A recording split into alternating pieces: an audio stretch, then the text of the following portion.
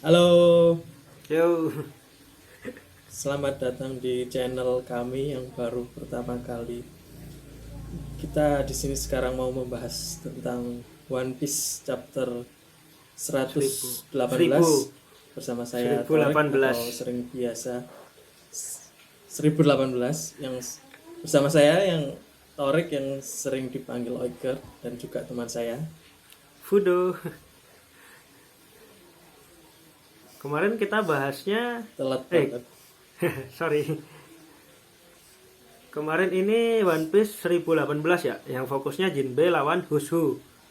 Walaupun fokus Yes. utamanya bukan Jinbe lawan Hushu, lebih ke pengungkapan munculnya nama baru Sun God Nika. Menurutmu gimana Dewa gitu? Matahari. Dewa Eh, Matahari. jadi Oda itu sebenarnya biasa ya kayak gitu, maksudnya memberikan sebuah informasi baru, informasi penting ketika di saat yang tidak kita harapkan. Jadi kita harapannya ketika chapter sebelumnya muncul kan, wah ini chapter selanjutnya Jinbe lawan Wushu nih. Tapi ternyata dalam pertarungan itu, dalam pertarungan panjang yang sebenarnya panjang tapi kita cuma melihat akhirnya aja, muncul sebuah informasi baru yang mungkin bakal penting untuk kedepannya kayak gitu. Dan itu adalah sebuah trademark dari Oda juga menurutku, memberikan informasi-informasi penting di chapter-chapter di Sekilas. tempat-tempat yang tidak tidak diharapkan oleh pembaca kayak gitu. Yang kitanya nggak kepikiran tiba-tiba nongol aja ya kan. Hmm. Walaupun Dan nama tiba-tiba Nika. langsung jadi pembicaraan di kalangan fans-fans One Piece kayak gitu ya. Apalagi setelah sebelumnya kita dikasih gomu-gomu nih, ternyata dulu dicuri dari kapalnya Hushu. Terus tiba-tiba di bab ini malah kelihatan kalau yang penting itu bukan buah gomu-gomunya, tapi informasi yang Iya. dimiliki sama Hushu. Hmm. Nah, kelihatan kan Ya, dari si dari P0. percakapan si Nah, iya, percakapannya dari CP Aiki Zero juga mengatakan bahwa ini gomu-gomu ini nggak penting loh, yang penting itu sebenarnya informasi yang ini, walaupun mereka mengatakan bahwa wah kayaknya informasi itu udah kadaluarsa jadi nggak begitu penting juga kayak gitu. ini yang menarik. Selama kan yang sipirnya udah dibunuh gara-gara dia nyeritain Sun God Nika. Implikasinya ke sana. Terus Hushu jadi kabur karena takut dia juga diincar, dan emang kayaknya sih dia diincar gara-gara itu kalau dari percakapannya si P0. Cuman masalahnya kenapa sekarang informasinya jadi kadaluarsa? Soalnya dalam 12 tahun ini apa yang terjadi? 12 tahun kan ya? Nah, itu dalam 12 tahun Yes, ini, 12 tahun. dalam 12 tahun dari Hushu dengar cerita itu sampai sekarang, kenapa informasinya jadi kadaluarsa? Terus kenapa waktu itu sipernya dibunuh, yang sekarang informasi itu jadi kayak kadaluarsa, udah nggak, kesannya itu tidak lagi melukai, bukan melukai, tidak lagi merugikan world government gitu loh. Iya kan? Tapi Iya. ya walaupun sekarang lebih ke ngincer Hushu karena Hushu ini apa namanya? Hushu ini mantan tawanan mereka gitu doang. Hmm. Yang menurutmu gimana Dan tuh? Husbu melakukan hal-hal yang logis ketika dia kabur, lalu mungkin mencari perlindungan ke Kaido agar nggak bisa di diraih oleh pemerintah dunia, di apa namanya, mencari perlindungan di bawah payung Kaido, bajak laut Kaido.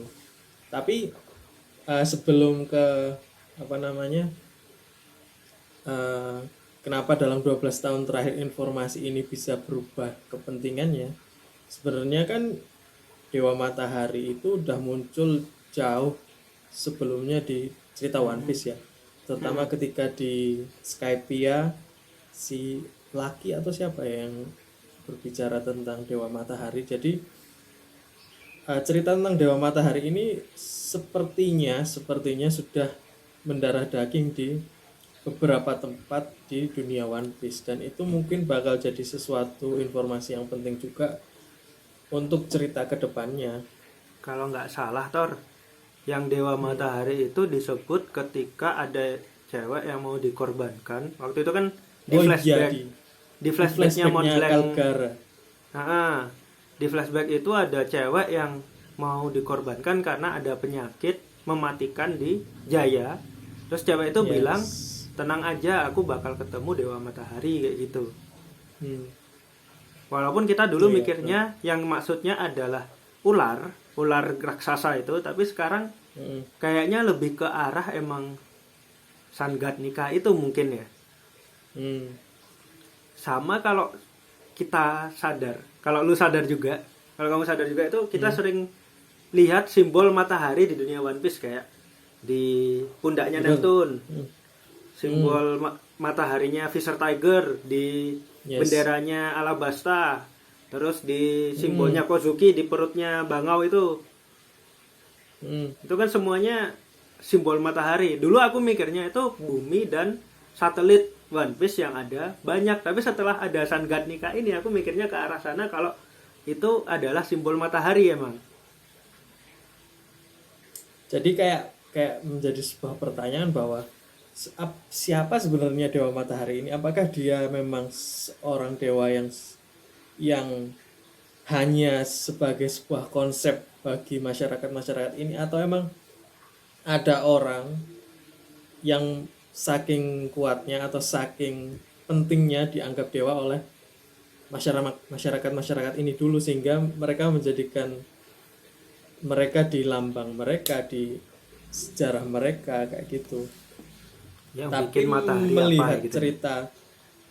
melihat cerita One Piece seperti ini ke depannya, mungkin bahwa Dewa Matahari Nika ini memang ada satu sosok zaman dulu yang saking kuatnya, dia sebenarnya adalah manusia, ya bisa manusia bisa bukan sih, pokoknya makhluk uh, yang saking pentingnya, terus dianggap oleh masyarakat lainnya dia adalah penyatu semuanya. Dan tentu saja teori yang paling populer bahwa Sun God Nika ini adalah sosok yang sama dengan Joy Boy. Iya, soalnya ini yang sempat dengar dari ada yang bilang kalau Nika itu salah satu sound effect buat ketawa. Selain itu dia Yes, di Jepang dulu ya. nah, terus dia juga bilang kok bukan dia. Wushu bilang kalau Sun God Nika ini bakal membawa tawa. Joy Boy sendiri artinya bocah senang. Iya. Kan? Jadi Kayak nyambung gitu jadi ya. ada koneksi besar yang sepertinya Oda ingin tunjukkan bahwa Sun God Nika ini tuh Joy Boy loh. Tapi kita nggak tahu apakah itu emang niat seperti itu Oda, atau emang Oda niat misleading untuk kita menganggap bahwa mereka adalah orang yang sama. Bisa jadi mereka orang yang berbeda, tapi kita nggak tahu. Terus gini, apa? Skypiea sendiri kayak identik sama kayak Skypiea itu seakan-akan dibikin buat reveal Sun God Nika suatu hari nanti pelan-pelan, kayak simbol matahari, dewa matahari, terus siluet Luffy yang muncul di Skypiea yang kesannya penting banget itu, ternyata yang mirip sama Sun God Nika gitu kan, ada juga kan ya kayak gitu. Terus Yes. apalagi ya? Apalagi emang apa namanya, Oda sendiri dalam wawancara mengatakan bahwa salah satu scene favorit yang dia gambar adalah api unggun, pesta api unggun di Skypiea. Dan itu adalah alasan dia menggambar seluruh arc Skypiea. Jadi bukan sebuah kebetulan jika siluet Luffy di Vesta itu kemudian menjadi sesuatu yang penting di kemudian hari. Apa yang mirip itu kan ya? Banyak orang menganggap bahwa siluet Sun God Nika ini mirip dengan siluet Luffy ketika pesta api unggun di Skypiea tersebut. Apalagi siluet Luffy ini punya peran penting di akhir Skypiea waktu dia bunyiin lonceng, terus bayangannya muncul kan dari atas, itu dilihat sama siapa tuh, Montblanc Cricket. Dilihat sama Montblanc Cricket, siluet Luffy gede itu. Yang adegannya keren banget, yang bikin Cricket ketawa. Apakah ini juga bisa jadi foreshadow kalau Luffy itu Sun God Nika? Bisa jadi kan? Ya, chapter 1018 kemarin memang seperti menggiring opini kita untuk mengatakan bahwa Luffy ini Joy Boy loh, Luffy ini Sun God Nika loh. Jadi memang arahnya tuh ke arah sana, tapi kita nggak tahu apakah memang Oda pengen pembacanya memang ke arah sana atau seperti apa. Tapi yang bikin aku mikir paling kuat kenapa Joy Boy itu Sun God Nika itu Hmm. Joy Boy pernah bikin janji sama Poseidon ya kan. Ya. Nah, impian penduduk Pulau Manusia Ikan, Gyojin Island itu mereka ingin naik ke atas permukaan dan tinggal di bawah matahari. Ya enggak? Yes. Ya. Nah, bisa jadi dulu Joy Boy janjinya pada manusia ikan adalah untuk membawa pulau manusia ikan ke atas untuk tinggal di bawah matahari. Oleh karena itu, Joy Boy juga disebut Dewa Matahari mungkin. Bisa jadi. Itu teori Kan yang sangat masuk akal menurutku. kita juga belum tahu kan sebenarnya janji Poseidon sama Joy Boy itu apa. Hmm. Dan mungkin Tap- kapal Noah ya? Kapal apa Yes. sih namanya? Kapal Noah itu Noah. mungkin dipakai buat ngangkat penduduk pulau manusia ikan ke atas buat tinggal di bawah matahari kayak gitu. Hmm. Ya emang apa namanya sejauh ini dari cerita-cerita dari Fishman Island, dari flashback Fisher Tiger, emang kita digiring untuk berpikir ke arah sana bahwa dan itu emang goal atau end game yang jadi end game dari cerita Jinbe juga, bahwa dia sebagai anggota Straw Hat Pirates dia bisa membawa Fishman Island penduduknya ke permukaan dan hidup berdampingan dengan manusia biasa tanpa diskriminasi. Itu end goalnya si Jinbe kan kayak gitu. Menarik sih emang, apalagi Jinbe kan memang impian sebagai Straw Hat-nya salah satunya itu ya kan. Apalagi Tapi nih, mungkin selain pembahasan soal Sun God Nika, udah selesai belum nih Sun God Nikanya? bisa selesai. Coba mungkin ada lagi yang lain yang menarik setelah Sun God Nika apa nih? Mungkin apa namanya, kalau Sun God Nika mungkin saya percaya bahwa chapter-chapter selanjutnya nggak bakal bahas Sun God Nika lagi mungkin. Iya. Kita mungkin bakal menunggu beratus-ratus chapter sebelum ada informasi baru tentang Sun God Nika ini.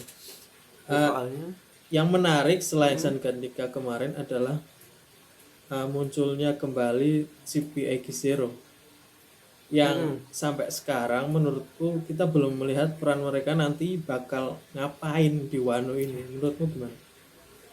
kalau mereka sih kayaknya sih mereka tuh kayak cuman agen buat ngawasin, cuman nggak tahu mereka bakal terlibat perang apa enggak. Yang jelas mereka tidak peduli pihak mana yang menang. Bisa jadi mereka cuman nangkepin yang sisa.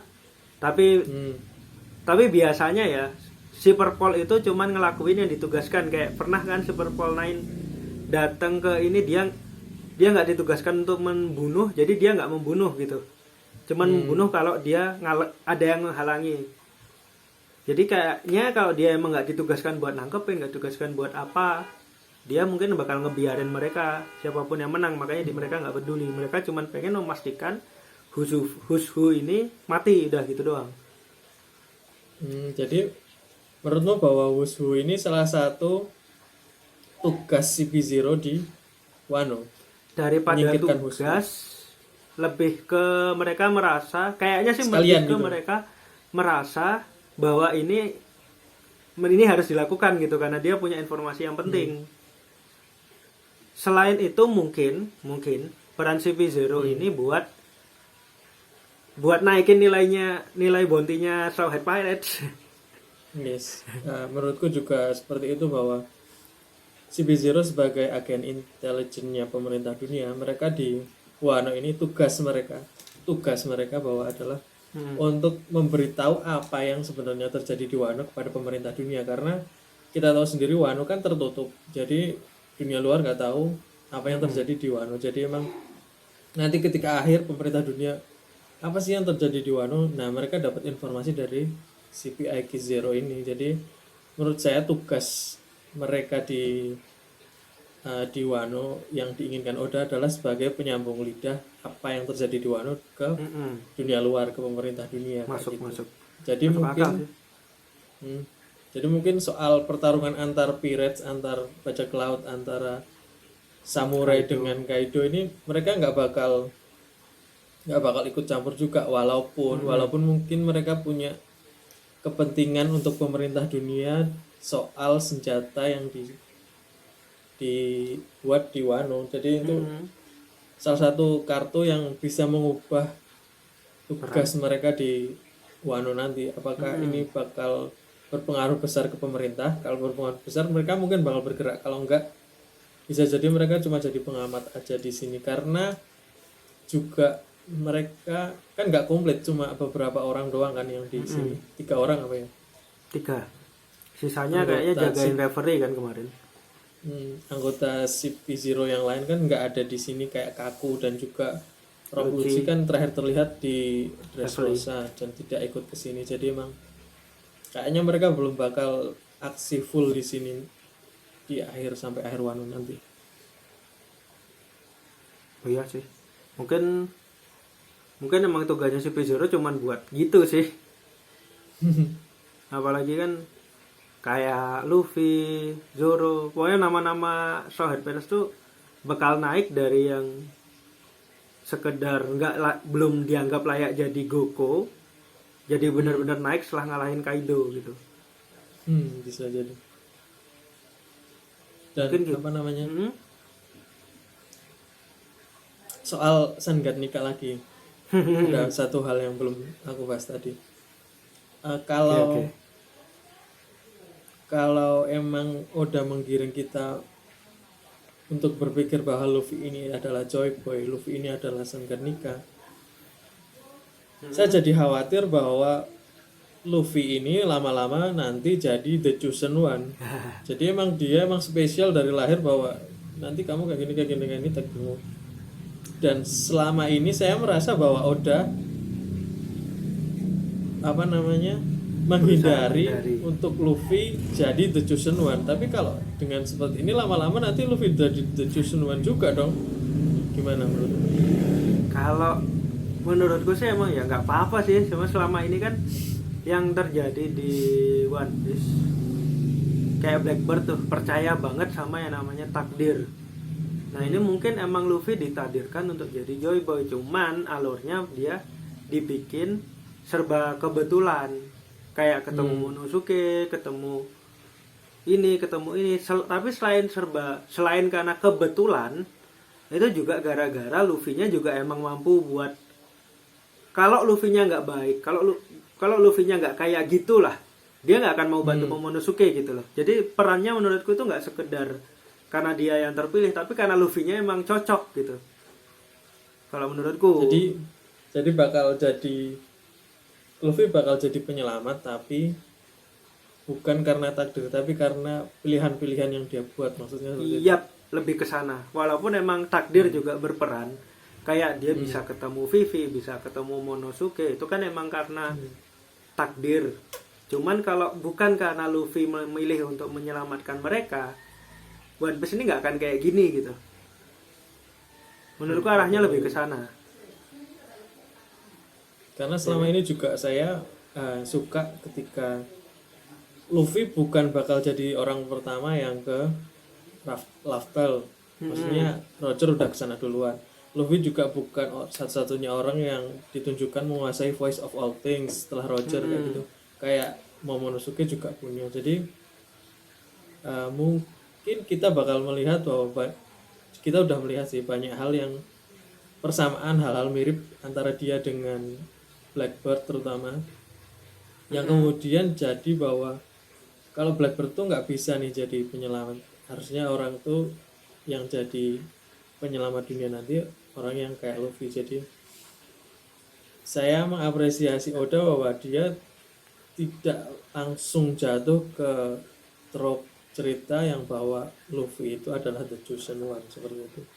Bener. Bagusnya udah gitu sih. Jadi dia bikin banyak kandidat Joy Boy, tapi dia bikin juga gimana caranya biar Luffy ini yang paling cocok gitu ya kan. Ya mungkin itu aja dulu ya One Piece 1018 ini. Ini yang intinya Sangat Nika semua. Pertarungannya Jinbe lawan Husbu belum kita bahas nih, tapi sebenarnya emang gitu doang kan. Kayak enggak. Jadi yang saya tangkap adalah sebenarnya Wushu ini kuat banget. Kuat Iya. banget kayak Shigannya dia yang pakai gigi kayak gitu, dia bisa menembus hakinya si Jinbe juga kayak gitu. Terus dia punya Rokushiki kan. Rokushiki Master dia. Jadi emang bukan kaleng-kaleng, dan mungkin kalau dia bilang dia setara Rob Lucci mungkin juga ada benarnya juga, walaupun kita nggak tahu. Lebih ke ini sih, Su itu lebih dianggap dia itu berbakat kayak Rob Lucci, tapi dibilang setara juga enggak kayaknya, soalnya waktu itu Rob Lucci masih lebih muda, jauh lebih muda daripada Husu.